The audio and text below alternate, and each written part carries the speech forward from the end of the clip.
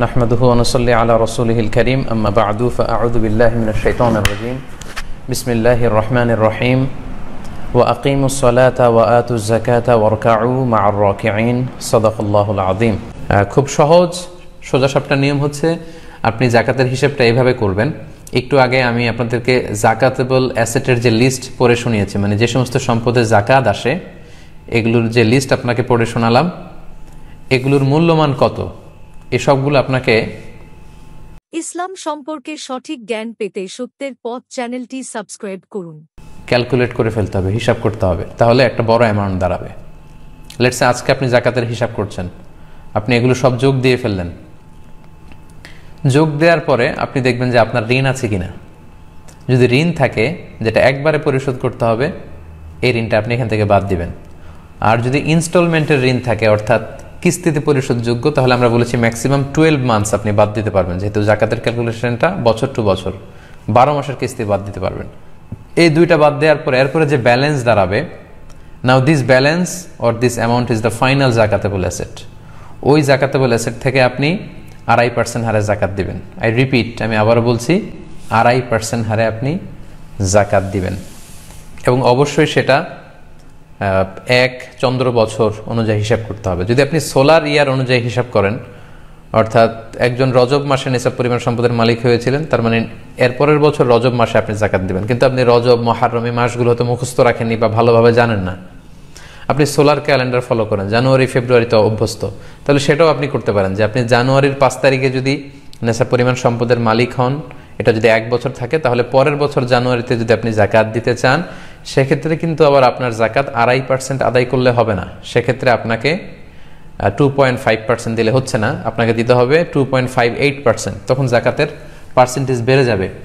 এর কারণ হচ্ছে চান্দ্র বৎসর এটা 11 দিন কম, 354 দিনে এক চান্দ্র বৎসর হয়ে যায়, কিন্তু সৌর বৎসর হয় 365 দিনে। জানুয়ারি ফেব্রুয়ারির ক্যালেন্ডারে 365 দিন এক বছর হয়। তো এই যে 11 দিন বেড়ে গেল, তখন আপনার জাকাতের পার্সেন্টেজ আর 2.5% থাকবে না। এটা ক্যালকুলেট করলে দাঁড়ায় 2.58%। সেই জাকাতটা আপনাকে পে করতে হবে।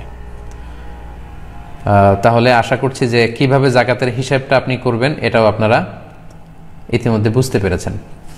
আমি যদি আপনাদেরকে একজনের জাকাত হিসেব করে এখন দেখাই, একজন ব্যক্তির সম্ভাব্য যে এইভাবে হিসেবটা হবে, তাহলে আশা করি ক্যালকুলেশনটা আরও সহজ হয়ে উঠবে আপনাদের কাছে। ধরুন একজন ব্যক্তি, তার নাম হচ্ছে আবদুল্লাহ বা আব্দুর রহমান, জনাব আবদুল্লাহ, লেটসে জনাব আবদুল্লাহ।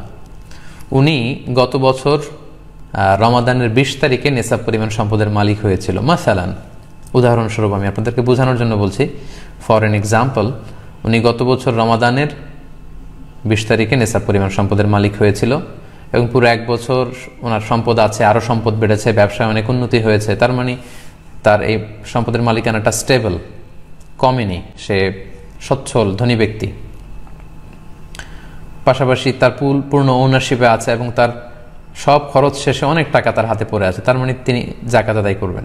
তো গত বছর রমাদানের 20 তারিখে যদি উনি নিসাব পরিমাণ সম্পদের মালিক হন, তাহলে 2020 সালের 19 সালে যদি মালিক হন, তাহলে 2020 সালের রমাদানের 20 তারিখে ওনার 1 বছর পূর্ণ হবে।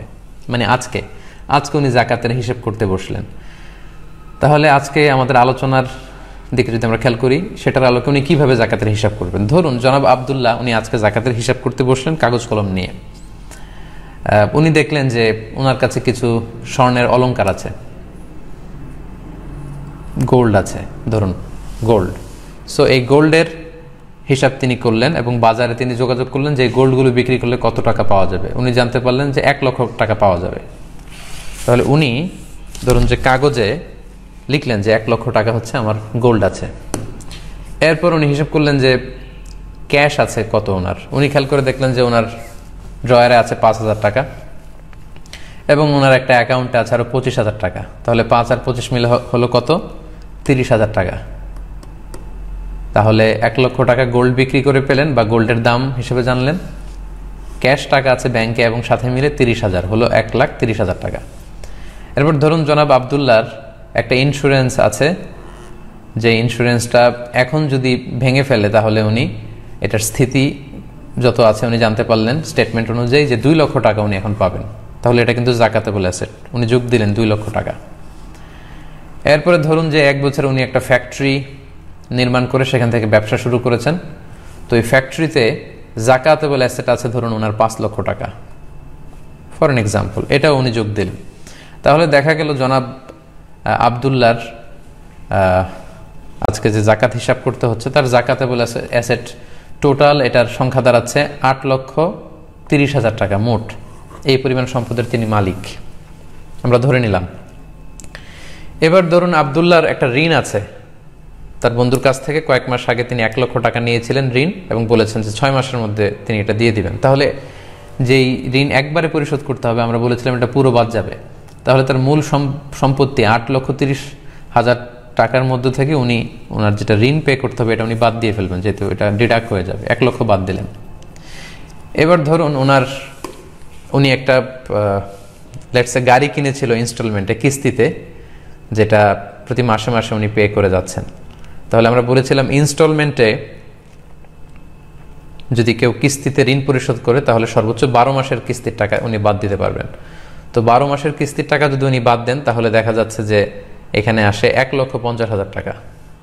এটাও কিন্তু উনি টোটাল টাকা থেকে বাদ দিতে পারবেন। তাহলে জনাব আবদুল্লার মোট জাকাতযোগ্য সম্পদ বা জাকাতেবল অ্যাসেট আমরা যোগ করে পেলাম 8,30,000 টাকা, এবং ওনার 2টা ঋণ আছে, একটা এককালীন পরিশোধযোগ্য আর একটা কিস্তিতে বা ইনস্টলমেন্টে পরিশোধযোগ্য। এই 2টা যদি আমি যোগ দিই তাহলে হচ্ছে 2.5 লক্ষ টাকা। তাহলে ওনার মূল সম্পদ 8,30,000 টাকা থেকে আমরা যদি 2.5 লক্ষ টাকা বাদ দিয়ে দিই তাহলে জনাব আবদুল্লার কাছে এখন থেকে যাচ্ছে 5,80,000 টাকা। এই 5,80,000 টাকা হচ্ছে ওনার জাকাতেবল অ্যাসেট। এই 5,80,000 টাকার উপর থেকে উনি 2.5% হারে জাকাত দেবেন। 5,80,000 টাকাকে যদি 2.5% দিয়ে উনি ভাগ দেন তাহলে দেখা যাবে যে ওনার জাকাতের টাকাটা বের হয়ে আসছে। তো 5,80,000কে 2.5% হারে যদি আমরা হিসেব করি তাহলে ওনার 14,500 টাকা জাকাত আসে। বাংলাদেশি টাকায় 5,80,000 টাকা থেকে 2.5%-এ জাকাত আসে 14,500 টাকা।